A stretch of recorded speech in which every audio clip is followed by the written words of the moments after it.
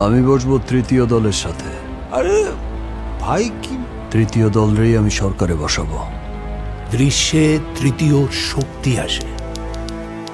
শত্রু বন্ধুর খেলায় একটাই এজেন্ডা, আর সেটা হচ্ছে ক্ষমতা। তুমি মিয়া সমতার মতো দলকে যেভাবে খেয়ে দিলা, আমরা একই সাথে শকড, আবার একই সাথে ইমপ্রেসড। শোনো, তুমি তোমার প্ল্যান মতো এগিয়ে যাও, টাকা পয়সা যা লাগে আমরা দেব। চেয়ারম্যান সাহেবের সাথে কথা হয়েছে, বাট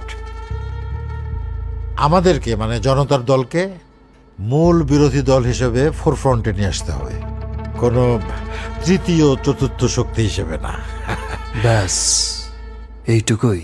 আমি তো ভাবছিলাম জনতা দল সরকার গঠন করবে। হোয়াট? মানে আমরা সরকার গঠন করব? আমাদের দল? কি বলে? হ্যাঁ, কিভাবে? What is the plan? Plan